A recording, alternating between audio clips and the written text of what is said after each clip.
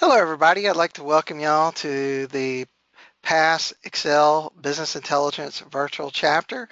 Before we get started with the presentation today, I'm going to give you some PASS community news for this month. If you're planning on attending the summit in 2015 this year, you can start saving on the admission price. You'll have plenty of sessions. They said there's going to be over 190 technical sessions this year. There's usually over 5,000 registrations from over 2,000 companies as well as many countries. I believe the registration price right now is $17.95, and if you use the discount code VC15 CWV7, you'll get a $150 discount. There's free online training coming up covering the best practices, tips, tricks, and demos. This lineup are speakers that haven't spoke at the summit but are up and coming speakers in the SQL Server community. There will be 24 60-minute sessions, and highlighted some stuff is the Power BI Designer, Stream Analytics, and using R in SQL Server. If you'd like to be a part of that, it's next week. And you could go to 24hoursofpass.com to register and find out more information. Whatever your liking is in SQL Server, there is probably a virtual chapter for you. This is Excel BI virtual chapter. There's others similar like business analytics, business intelligence, big data, and many database administrative ones. There's also language specific websites, as well as a Women in Technology virtual chapter. We get this slide a little late, early in June, and we usually have our presentation towards the end of June. So most of these virtual chapter meetings have passed by, but if you go to the meeting archive sections of these virtual chapters, you'll probably find a recording for each of them. And of course, highlighted at the bottom is the one you'll see today. Also, there are SQL Saturdays all over the country. I was just in Houston this past weekend and had a marvelous time with those folks. And there's more coming up all over the North America, including international. If you don't see one that's close to you here, go to the www.sqlsaturday.com site, and you can click on an event button and type in a keyword for the city you're looking for or a near state or province, and it should locate that for you. There are many volunteer opportunities, including for virtual chapters like this. If you go to the volunteer.sqlpass.org and register as a PASS registration, the membership in PASS is free. If you go to the My Volunteering section, you can actually check some of the options that you want to volunteer in this community. PASS is really run by volunteers. Most of the work done is by volunteer community. And please stay in touch on LinkedIn, Facebook, Twitter, as well as the SQLpass.org site for everything that's going on. I'm going to now turn this presentation over to our presenter today, and he will talk about some things he's done in PowerView. And we're switching over to him now. Hello. I can hear you. Yes, I can. Great. Hello, everybody. Thanks for coming and seeing this. I'm going to talk about risk assessment, a solution I did in Excel and Power BI.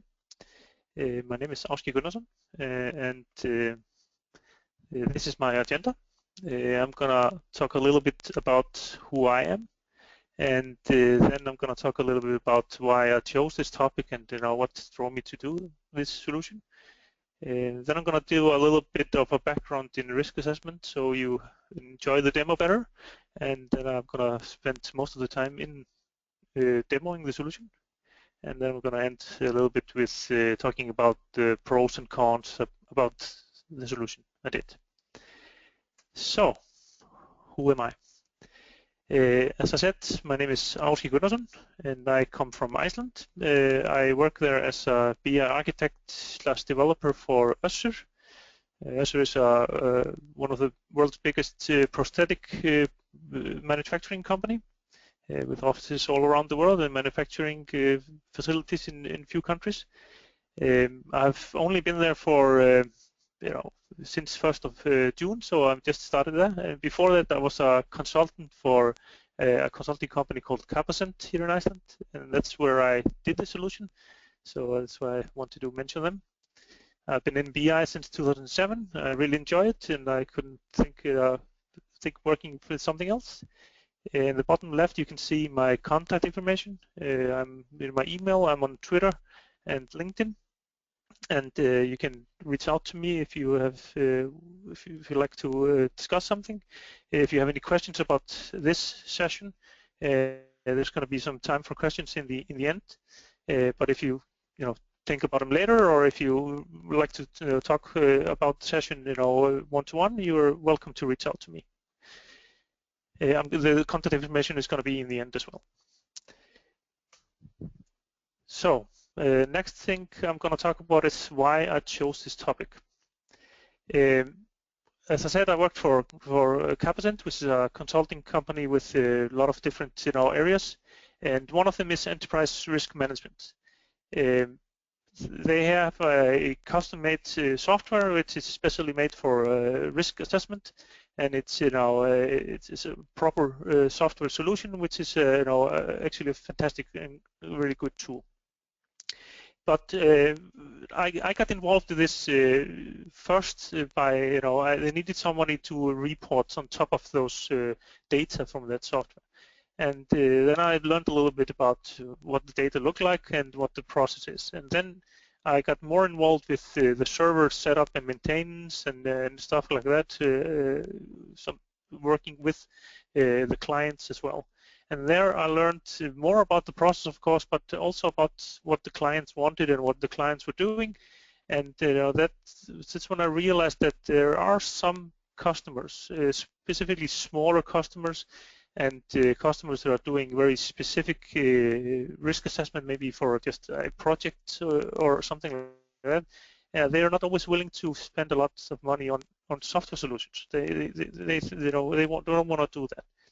So I saw what they would do before was that they would then take the templates, the Excel templates that were used with the software solution, and they would just use them disconnected from the software itself. I felt that it was possible to use the Excel internal database, Power Pivot, to maybe make a solution that was a little bit more robust than just in a plain Excel document. So I decided that I wanted to look into this, and I saw it as well as a great opportunity for me to further my skills, both in the Power Tools and the Power Pivot and the Power Query and stuff like that, but also in Excel and VBA and stuff like that. So I came up with this solution, and it is. I think it's a fairly good solution, and it's been used. So here you're gonna get a little bit of insight into what I did. But before I'm gonna show you this solution, we need to do a little bit of background in risk assessment. There are many different methodologies. Risk assessment itself is a part of that enterprise risk management process, and it's about trying to figuring out what kind of risk pose your organization, and what do you want to do to mitigate them or to make them threat you less. So, like I said, there are many different methodologies. There's one called 4-step, 5 steps, ISO, and all kind of different steps, different methodologies or frameworks or whatever we call them. But they have a common theme, and that common theme it is that they help you to identify the risk, to register them, and to plan how to react to them, and to sometimes report on the outcome. Now, some framework only do part of it, but most of them do all that. And so that's what a risk assessment tool should be able to do. Now, what is a risk? I think one of the best definition I have seen is the one on the bottom. And I think it's actually a good one, because it's managed to capture the process in 2 sentences. And what I like a lot about it is the last part of the last sentence, which says thereby reducing risk to an acceptable level. So it's impossible to eliminate risk. You cannot, if you're gonna stay in business, you're gonna do something, you're always gonna have some risk. So it is not possible to totally eliminate them. So you're just trying to make them smaller and maybe shield yourself in some way. So this solution that we have and I have done and works with the same concept as $1,000 solution is based on these four steps. It is first of all, you need to identify some kind of risk factors or assets. Risk factor or asset, it can be processes or some kind of a asset which is real or unsubstantial, or something that you identify as being in your organization and can be have threats against it. I have, I think a really good definition about the risk factors or assets is in the bottom again. It's something that is subject to threats, and when they occur, that it makes it less useful to you as an organization. But you can do something about the risk, and you can deploy some safeguards to help you reduce them. So it is something in your organization that can be subject to a threat. So when we have decided what risk factors we're gonna have, then we do the risk assessment itself. So we try to find what risk oppose that risk factor. And risks are, they can be anything, and they can be small or big, or there's a lot of different ways people can do that. But it also found, of course, about finding what risks are and how to figure out how big they are. And there are some kind of different methodology to do that, but most of them use impact and likelihood. So you find a risk and find what kind of impact does it have on your organization, and what is the likelihood that it will happen, that risk. And that's just the basis of the risk itself. Now, some of the risks are going to be small. They're going to be easy to accept, but we still want to surface them because it's good just to get them up and to show it that it is a risk, but it's a small risk and we are ready to accept it. While other risks are big enough or important enough that we want to take action on them to try to mitigate the impact they're having or the likelihood of them happening. So that's what the action part is about. And then we want to report on top of it all, just to be able to show maybe the board of directors or some kind of managers or someone that or maybe some authorities that we are doing something about our risk and we know that they're there and we have control over things. So that is what we are doing. We are taking the risk factors, the risks, and the actions, and we are also reporting on them. But to figure out if a risk is big or small, or how it is affecting our organization, we need to measure it. And we use a method like a 5x5 matrix, which is in the bottom left corner of your screen. And it uses a measure from 1 to 5 for impact and 1 to 5 for a frequency or likelihood. And it just does multiplies those two numbers to get a score. So if you have a risk that has a high impact and it's likely to happen, you're going to get a score of 4 times 4, which gives us a risk score of 16, which is in the red area, and is therefore a serious risk and needs to be dealt with in some way. Now, there's a difference. Some systems. It's a difference between systems where what actions do you need to, what risk do you need to take action on. In this case, in this our system, that we are having all risks with score above 10 are automatically need to be taken action on. But there are some possibilities to say that even if there are less, we still want to take action. So it is all the part which is, the lower left-hand corner of the right-hand corner, sorry, of the matrix. But even though you have risks and they have big impact and they have a high likelihood, there is still possibility that you have some kind of controls in place that mitigate them or work to make the impact or likelihood lesser. And that's what the box on the right-hand side, the quality of control, is about.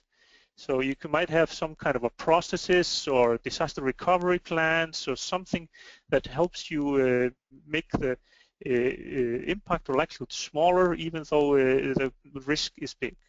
So that's why we have the concept of control, and therefore the risk level becomes impact times likelihood divided by the level of control. And this is something that we have done in Capacent, and so it is not something that everybody do. But those figures, you see the figures in the colored box in the quality of control. That if you have an excellent control, you will get a score of 5. So they will divide the number with the number 5. Divide the impact times likelihoods divided by 5. If you have unacceptable quality of control, you will not get any reduction in your risk score. This is useful in some cases, and in other cases it's not very much used. So now it's time for a demo.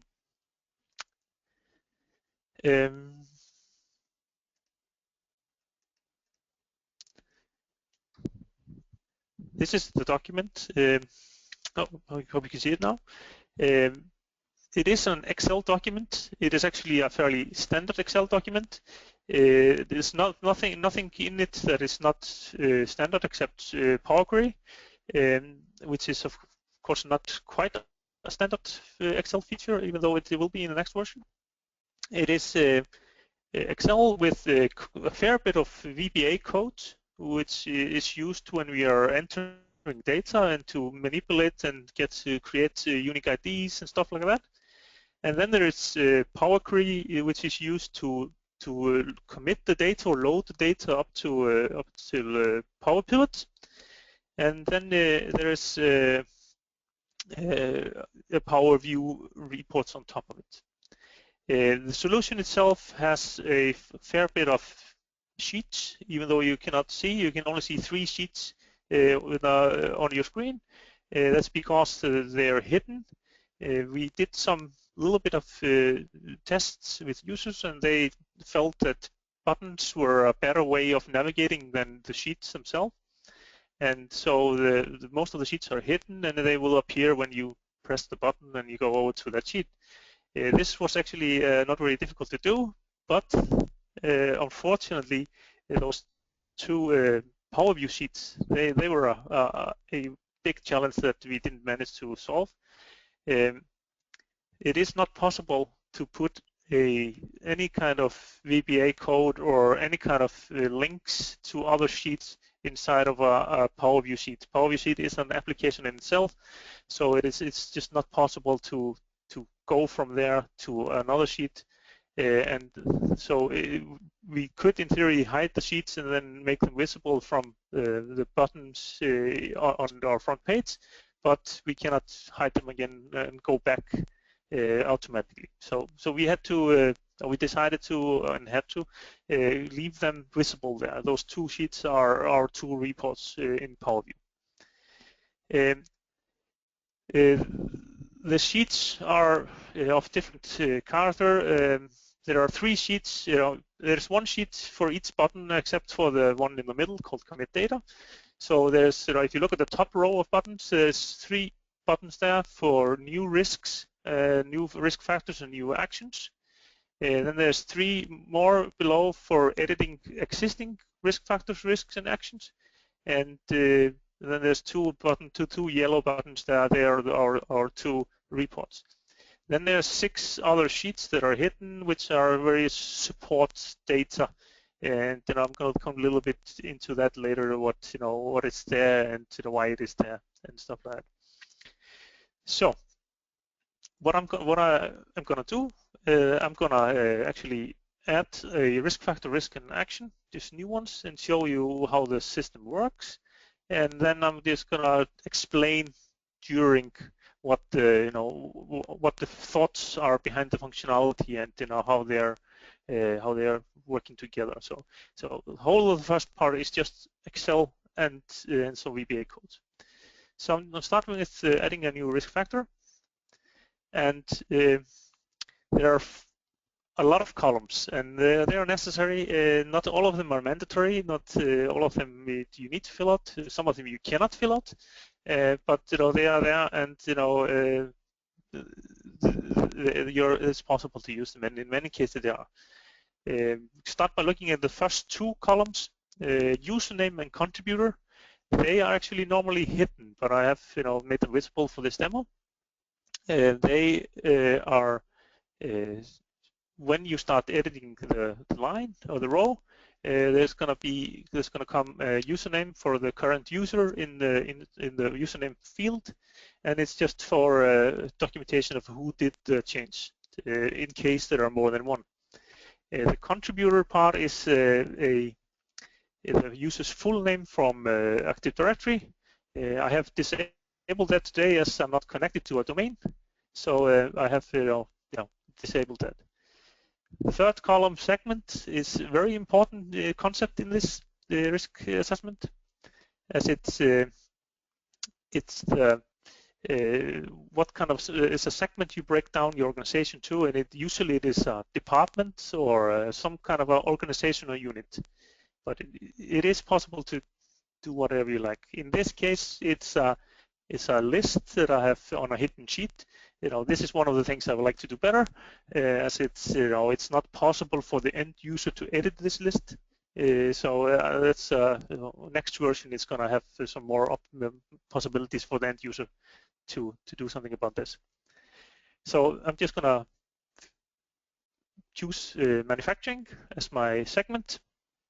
The next 2 columns are I cannot write anything in them. They are going to be filled out automatically when I enter some risk factor name. So I'm just going to enter the name here. Product delivery, and as you saw, then the username, the unique ID, and the date created were filled out. Nothing, hocus pocus about that. You have then a description. I'm just going to fill that out.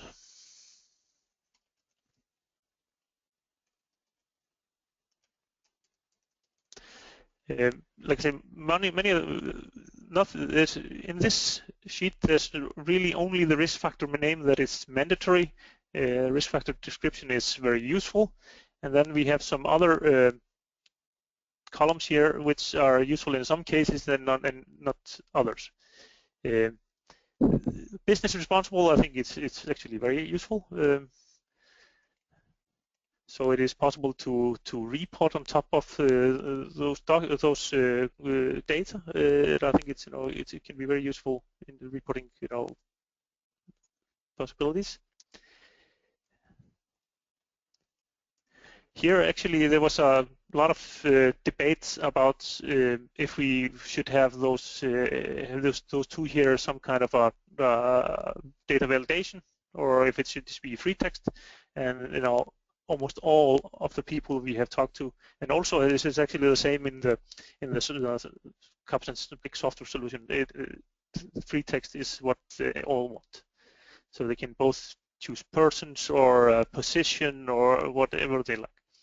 The next 3 columns, information security, are not applicable here, but it's possible here to rate the information security for if the risk is, or the risk factor has some kind of connection to that. A lot of the projects we do or have done, they are with IT risk assessment, but not all of them. Now, when I have filled this out, I can continue and go to add a new risk, and it is actually important to say that the risk factors, all the risk I create for a specific risk factor, they hang together. It's like a tree or a hierarchy. So you have a segment, which is the parent, then you have a risk factor onto that, then you have a risk and an action connected to the risk.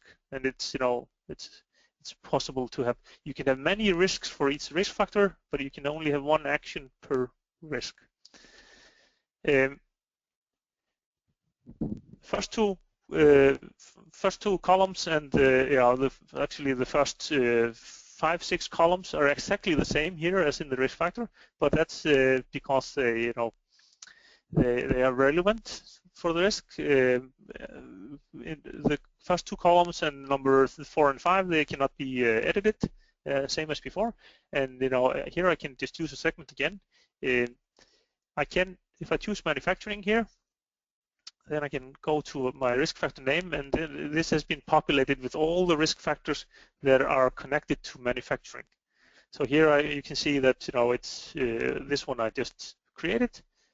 If I decided to choose sales instead, I would get different risk factors there. So I'm just going to go back and choose manufacturing. And I'm going to choose the risk factor I just created. And now again, as soon as I do that, the unique ID, the date created, and the username are filled out for me. Now I need to do the actual risk. Risk description is the actual risk that is posing my company and my organization, and related to the risk factor product delivery, which in this case is a process. So I'm just gonna write in here.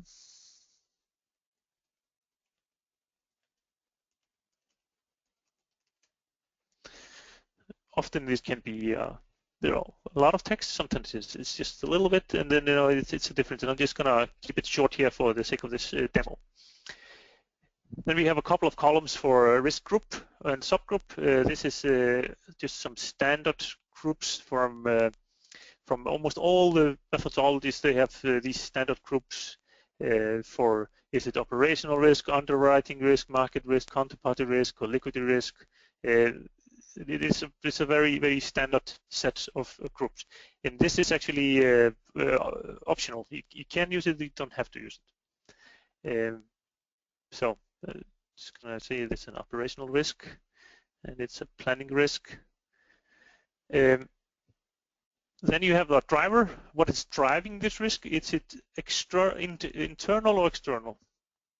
And in this case, it would depend on are we delivering or someone else delivering? And I'm just gonna say this is internal because we are delivering. Who is doing the assessment? I am. And here we come to the important part. Now we are doing some of the work. How big is this risk to us? And this is not an exact science. It is impossible. It's usually not something you can measure at all. So it's a feeling. It's the people who are working with it. How do they rate the impact of this from 1 to 5? Sometimes we have seen in some cases people use some kind of a monetary scale. So they say, well, if this is happening, how many dollars or kronos, or how much money is this costing us? And if it goes over a certain scale, the impact is X. So if it's over $100,000, it's a 1. If it's over $2 million, it's a 5. And something like people some do that like that. Others just use a feeling, or because it's not all risks have monetary consequences. Although you could probably interpret most of them to that. I'm just going to say we are losing customers here. It's bad. So I'm just going to give it a 4 in impact. How likely is this to happen? And again, we have a 5, which is very likely. We have 4, which is likely. We have 3, which is possible. 2, which is impossible, and probably never 1. And I say, this is a 3. It is possible. And what happens now is that the system calculates a risk score of 12. It is a yellow from you remember maybe from our matrix before that the risk score of 12 was yellow. This in itself is does mean that we need to take action on this, because we have defined that all risks above 10 they needed action be taken. What I can do is that I can enter some controls. If we had no control, which is a 5, then nothing happens. If we have inadequate controls, you see it does affect the number here. And in this case, I would, if we had just some inadequate controls, we would have to reduce the risk so it is not mandatory to take action. I'm just gonna keep it at 5 because we can say that we have no action, we have no control in place here.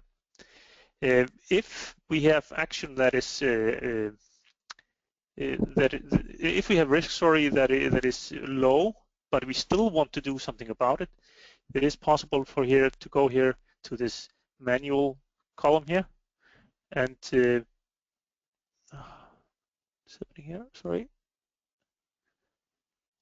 This is of course demo. I think my Excel is frozen.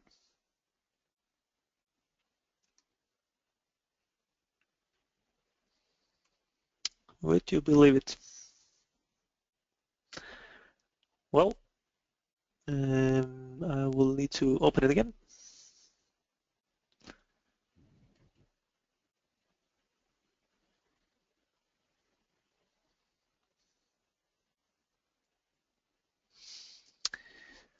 Luckily for me, I have actually a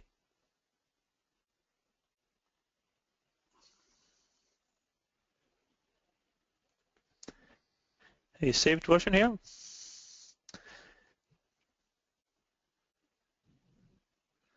Where I was actually a very similar place. Yes. Okay. That's sorry for that, people. So I'm just gonna. I have just a control of 5, so it is no no impact on my score. So like what I was saying is that we have here's a manual control here. So if we choose to say yes here, it will be manually moved over to the action sheet. So what happens here, if a risk is serious enough, it will be transported over to the action sheet. If it is not serious enough, it will not be transported there, and you cannot do anything about it. So this manual flag gives you the possibility. I'm just then going to add a new action to this risk, and here I'm on my action sheet, and what you see here is that the 4 columns that are filled out here have been moved over with from the other for the risk sheet, and as well as that all the relevant information about the risk have been filled out here in the end. So what is the risk description, what was the risk group, the impact, the likelihood, and the control, and what the risk score was. So what you need to do here on this sheet is you need to fill out this green part here. And the most important one, of course, is the first column, risk treatment. What are you going to do about the risk? The risk is a 12. It is serious enough. It is late deliveries of cost to those customers. So what are we going to do about them? And then we can write in here some kind of a solution to the problem, or a plan to do something about it. So I'm just going to say get help to plan properly. This is of course not something a real company would do, but I'm just going to say it for the sake of this demo. You have then some columns. Many of our customers are using ISO 27002, and here you can choose if any of its article is relevant to this case. This was actually a big requirement for as many of our customers are using it, and a lot of our stuff is evolved around IT security. You have a risk owner here. It does not have to be the same person as before, because in some cases you have here moved the risk over to another person who is supposed to act on it. But I'm just gonna say the warehouse manager is still responsible for this. And here you have a due date, and this is actually a very important. What we didn't have this one to begin with. What we found out that was that the actions just disappeared and died, because nobody was looking after if they were done or not.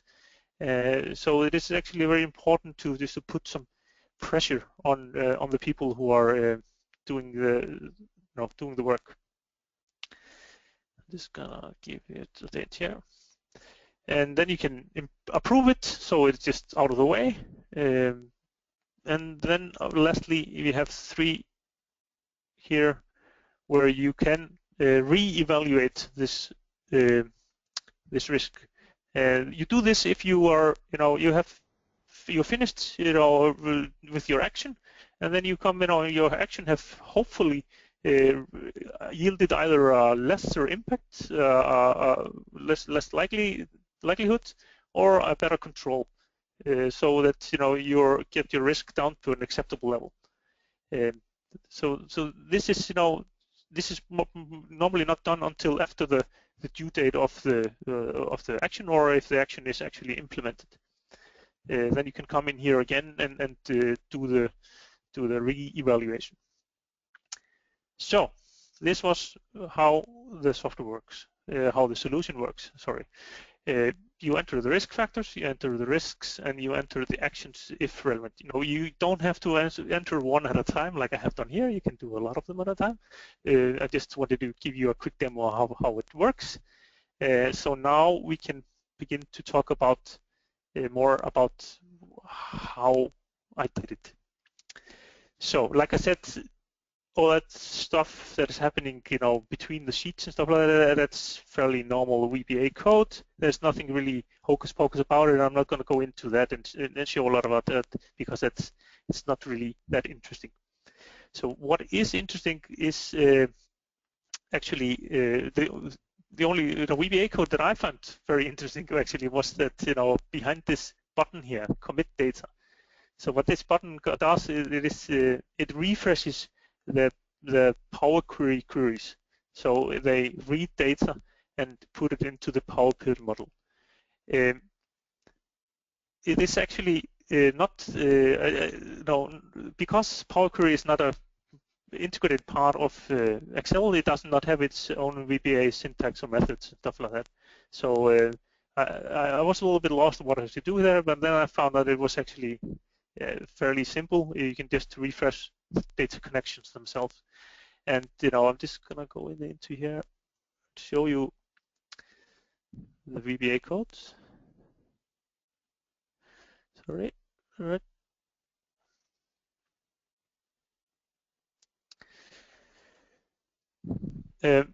When I first started doing this, I found a way on the internet to do it, and it's actually the one I have highlighted down here, where you cycle through all the workbook connections, and you say, okay, if it's called Power Query something, then refresh it, because all of them are called Power Query something. And I did that first, and it worked fine. But then I realized, it didn't work quite as well for me as I hoped for, because there is relationships in the data model, and so I'm forced to refreshing the Power queries in particular order. And then I realized that I could just do it like this. If I knew the actual name, and it was not difficult to find the actual names. You can just go to data, connections, and then you can see the names of the queries here. So when I found that out, it was fairly straightforward. So it was a perceived big problem that it was actually easy in the end. So I can use this to this button here to refresh my queries, to load the data into the data model. But before I will do that, I'm just going to show you my Power Query queries. It is actually 3 different queries that are all in the all of them are same, exactly the same. It is only difference is that they are reading from different places. So I'm just going to show you this one here, just to show you one of them. So here I've opened the Power Query editor, and for those of you who don't know Power Query at all, it is the middle part is displaying the data or the results of the query, and if it was a huge result, it would only show part of it. But it's actually a nice thing you see the results of your query straight away. Here on the right side, it is actually showing you all the steps that you've gone through to manipulate the query. So you have enriched it somehow, or you have modified it in some way. So what you can see here is that I changed the data type, I added a column, I took some new data in, I changed the data type again, and I did something custom. But what I did, what my challenge was that I had data in my data model, and usually when you put data into the data model, you are going to overwrite the data that is in there beforehand. So you cannot append normally in Power Pivot. You just replace. So because I wanted to split up where I add new risks and where I edit existing risks, I had to do something something different. So what I came up with was that I'm just gonna go here to show you where I edit risk factors for example. What I came up with was that I took my Power Pivot table, and I created a dynamic table in Excel, which is just displaying my Power Pivot table. So it's just a linked, so not what you normally say linked table, where you talk about Power Pivot, because then you're normally taking a table in Excel and displaying it in Power Pivot, but this is the other way around. So I just created a table in Excel that's displaying my Power Pivot table. So now I have all my data from my data model in an Excel sheet. So I just needed to take that data, combine it with my new data that was just entered, and then I could load it into the data model and override the data model, because I had now all the old data with me as well.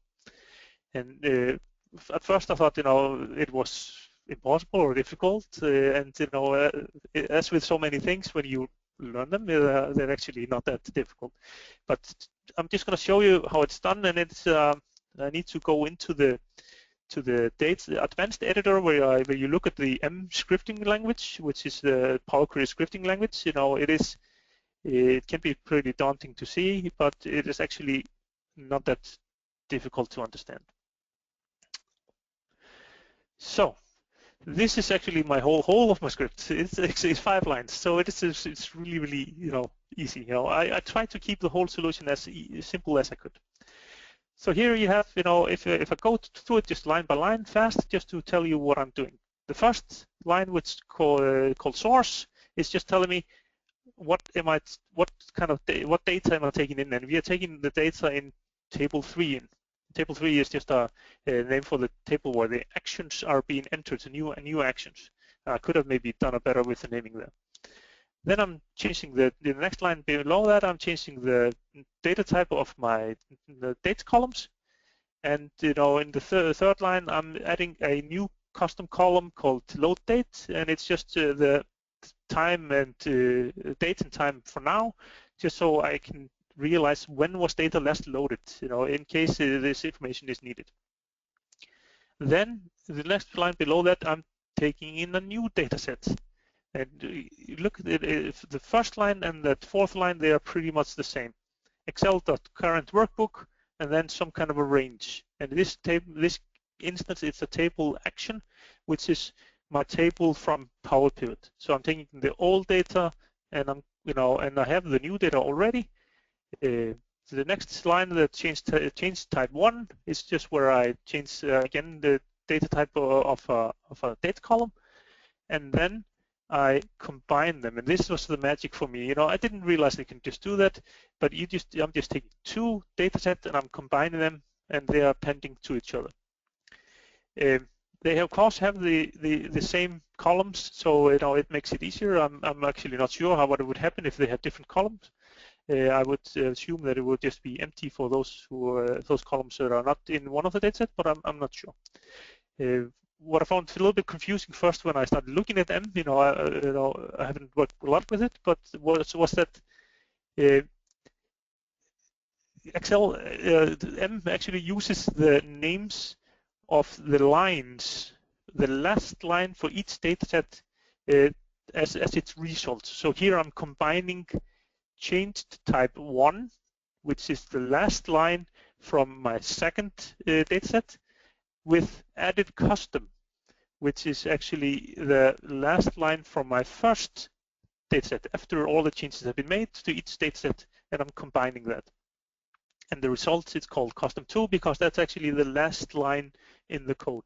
If I had written change type 1 here, I would just gotten my second set and not my first. So this is the fast way of learning about M. It is, I can say I have not worked a lot with it, but there's some really cool features that I really like. So I was really happy that this could be solved in that way. So I'm just gonna go away from here, go back to my front page, and I'm gonna commit the data. And you can see on the right side that my head and my queries, they loaded again. There's one error in risk factor. I know that is actually a data type error. So I had fixed it in the version I was using just before, but this is a little bit older version of the document. So it loaded, and now our new risk factors and our new risk and our new action are now into the data model.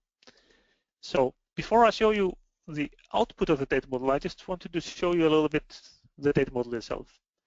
And as I said, it's in Power Pivot, and I have again here tried my best to keep it as simple as possible. I did not want to do something spectacular with it. I just wanted to make it simple and easy to use.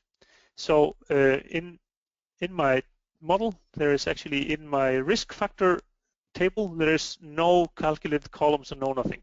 And I have actually no calculated measure and no advanced DAX at all in this data model. There is one calculated column in this sheet here, or this table, and it's just where I'm just taking a number, which is my quality, my quality control, the control quality, sorry. I'm just taking the number and taking the corresponding text and displaying it. So if the control was 5, which is unacceptable, and 4 inadequate, and so on and so forth. My action table has a few more calculated columns, actually very many, but most of them, or all of them, are simple. So the first 5 or 6 are just taking the current value, because as you maybe remember, we had we did some kind of a measurement of our risk, the impact and likelihood and control, and then we had the possibility of re-evaluating it. So this checks, has it been re-evaluated? If it has, then use that, and otherwise use the old value. And this is from all those here current values. Then you have simple here, checks if a risk has been treated or not. So if you have a risk that is in action zone, if it has risk treatment on it. If not, display it, just for reporting reasons here. And then I have a time bucket, which says, how long time is it until the action is on time? When should you be finished with your action? So is it over time? Is it in 30 days, 60 days, 90 days, or longer? And it's for reporting reasons again. And these two here are just the current threat level and the current control quality are just taking a number and giving up the current or the word that fits to it. Then I count the days. How many days are until the action is on time? This is used for reporting as well. You want to know how close it is. Just not just the bucket, but also the actual days. And what I do here is that if there is no day due date written on it, it is on time today. So it should be easy to spot. And then lastly, I do some calculation here to check if if a risk is if it is how big of a risk would it be if it was no control of it. Also just for reporting reasons, it could be nice to know if I had no controls, what kind of risk would it be then. This is my data model. It's easy. It is simple. It is flat. I deliberately try to do it. One of the biggest challenges I faced when I was doing this, when I started doing it, is that when you're loading something from Power Query to Power Pivot, it's very, very sensitive to changes in the data model. So if I come in here and I change a column type, my Power Query model would break. If I did some changes in my Power Query, sometimes the loading would break. And Power Query, unfortunately, has very, very bad error messages. I have got a couple that were useful. Otherwise, it was just a error message, which made no sense. So the solution to that was to delete the table here in Power Pivot and then load it again, and then everything would come fine. But if you had a lot of calculated columns or you have some stuff like that, DAX code in here, that of course was gone as well. So it was challenging, and that's one of the reasons why I keep my calculated columns to a minimum, at least until the solution is more mature.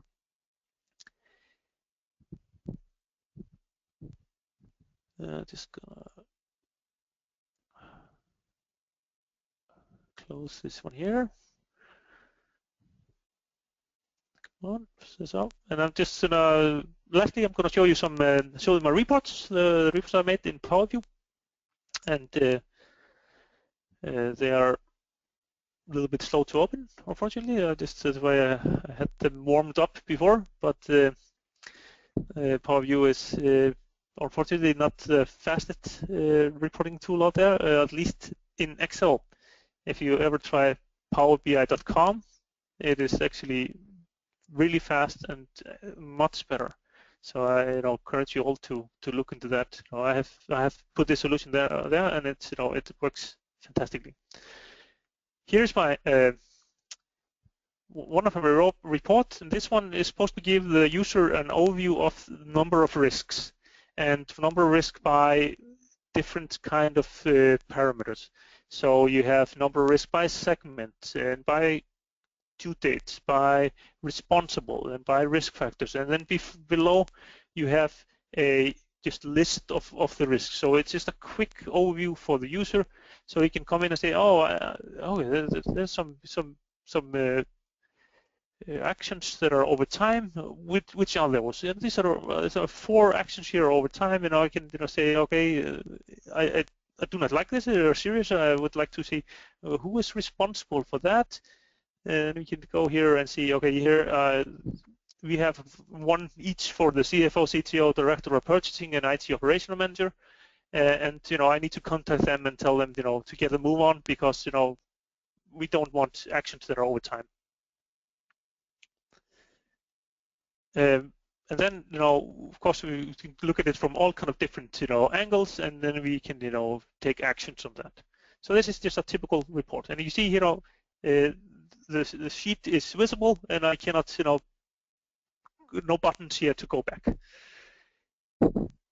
And I'm just gonna go to the other. I don't need to use the buttons, even though they're there. And it's gonna open fairly quickly, I hope, as well. This one is gonna display mostly actions, just a big bubble graph showing us actions, and how many days on the y-axis is, how many days are until the risk is supposed to be, the action is supposed to be done, and then the risk level on the x-axis here. So what you get here, you really don't want to be in the bottom right corner. So you don't want to have a big risk that is over time, as we do here. So you can click on it, and you can see what kind of risk that is, and then you can act on it, and do something, get people to move on. So I'm actually getting, almost finished my time. I'm just going to wrap up very quickly. One thing I want to say more, if because often you would like people to more people to look at the reports than to look at the actual risk assessment, and then you have some couple of options to make this, distribute this. You can put it on a local SharePoint, or you can put it on the Power BI site. I have tried both, and it works really well. You can report on top of it. The Power Pivot model gets used. You can use it much more than you can use it in Excel. So I encourage you to look into both to the Power BI site and to the SharePoint Power BI Power View part. So I'm going to finish up with a little bit pros and cons about the solution. This is, of course, my opinion, and how I have seen this. Now, the pros, the reason why I did this, there's no software cost besides Excel. It's affordable, and it's fairly easy, not very complicated code, although there is a lot of moving parts, and there is some VBA codes, and that can break, of course, and it has broken. But it is not something that you need to compile, or you don't need a software specialist to maintain, or stuff like that. So I think it's a plus.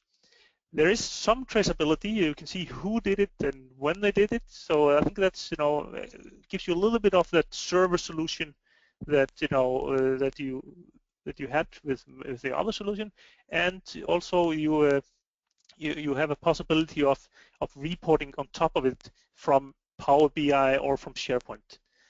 So it gets a little bit of server feeling, not instead of just an dead Excel document.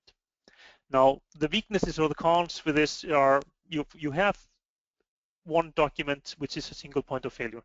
You do not want to have it on a workstation or stuff like that. You have to make some kind of arrangement to back it up, or to have it on some kind of a place where it is taken care of. There are some hard-coded stuff in it now, like the segment list. So I would like to fix that, and a couple of other hard-coded things. But it can be fixed, but it's just a matter of time. And it is sensitive to the change in data model. As I said, Power Query and Power Pivot, they talk together very, very well. But if there's a change in data model, it can be difficult, and it does break in some cases. If you're not changing data model, it works perfectly. there is not a full traceability. There's no version control. There is you cannot, if somebody changes something, it is changed. You cannot go back in time and see who changed it and why did they change it. There's no comments and stuff like that. So it is not as good as a full-fledged server solution. Okay, that was it. Like I said, if you have any questions, you can comment them now, or you can contact me on those two, either my email or Twitter, for some comment. Well, thank you very much for that presentation. And I don't see any questions queued up, so I'll give you 1 or 2 But seconds to the audience to post a question if they do have one. I really enjoyed seeing those Power View reports. I think that's what I wanted to see at the end, but I see all the work you put in to do that, to get to that point. So it was very informative. Thank you very much for doing that. And since we don't have any questions, I'm going to go ahead and stop the recording.